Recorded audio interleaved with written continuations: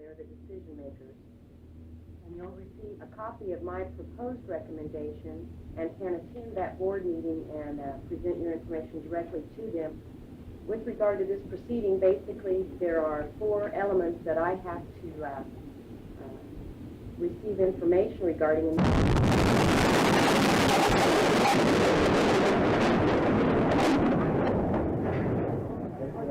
Everybody, let's get out of here. Now, what's the electricity line?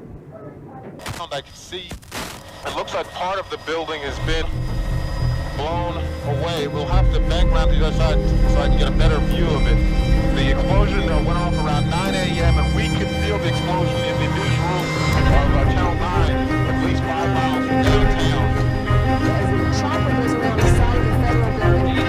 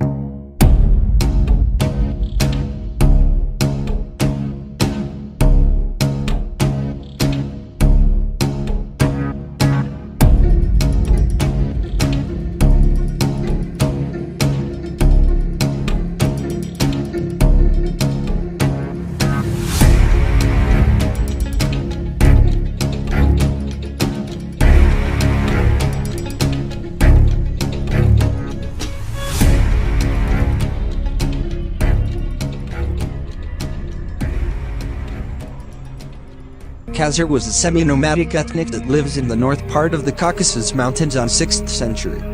They were one of the Turkic family which established the Khazaria Khaganate in 7th century due to the fall of the Western Göktürk. In the 8th century, many of the Khazars who practiced shamanism finally converted to Judaism. The Khazars have a good relationship with the Byzantine Empire, but having conflicts with the Arabian. Until the 9th century, the Pekineg ethnic invaded the Khazaria Empire. This makes the Khazarians turn weaker.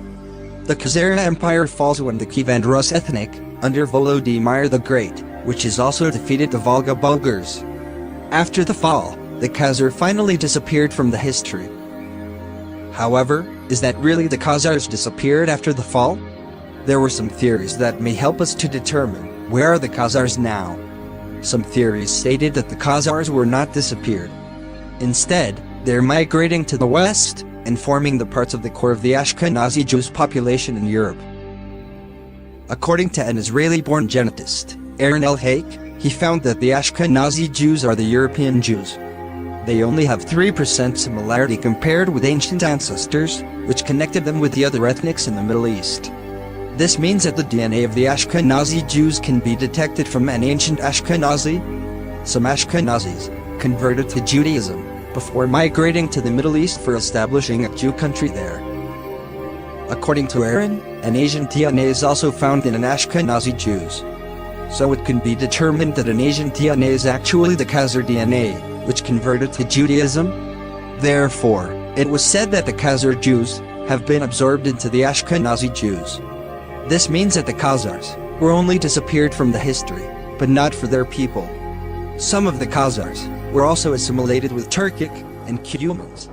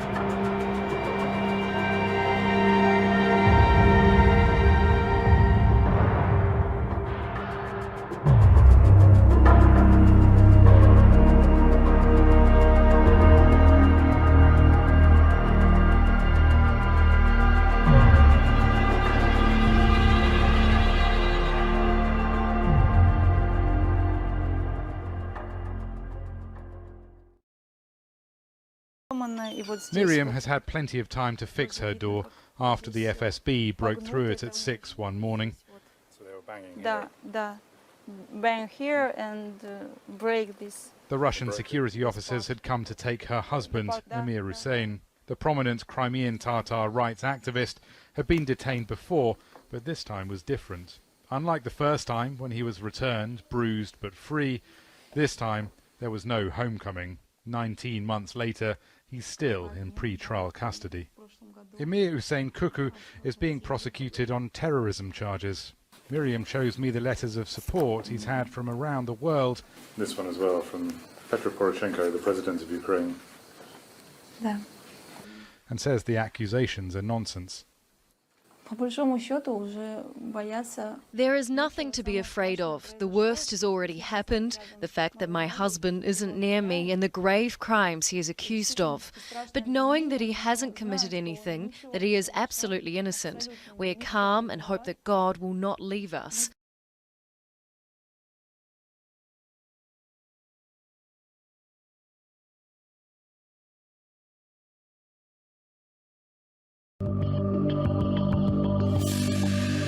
We have only one goal regarding language, to provide the same starting conditions for all children, no matter where they live in Russia. We're talking about Tatarstan now, which I love and where I have many friends. But Tatars live not only in Tatarstan, about half of them live in other Russian regions, and all of them must have equal starting conditions. That was Vladimir Putin at his annual press conference. Critics of the Russian president accuse him of many things. And one of those is oppressing ethnic minorities in Russia.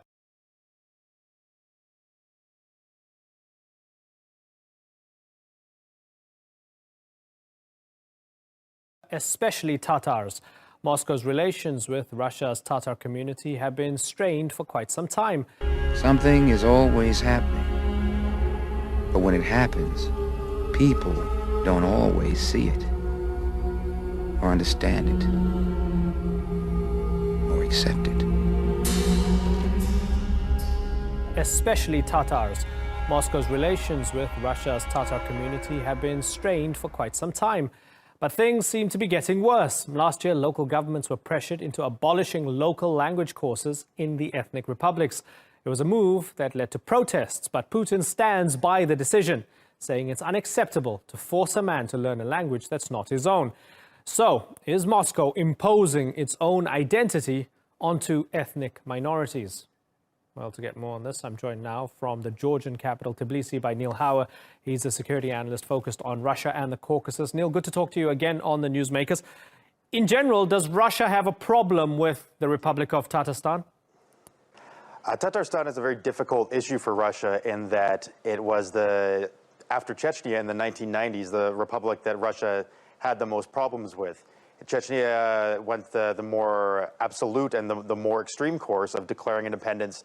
And Russia, of course, as we know, had to enter the two wars there to reclaim it. And Tatarstan came close. It had a referendum on its sovereignty, and it stopped short of declaring independence, but it used the results of this referendum to negotiate a privileged position with its relation with Moscow in the center that other republics don't have. And because of this, Vladimir Putin has always viewed it as a difficult issue, and now he's finally moving to bring it further back under central control. Mm-hmm.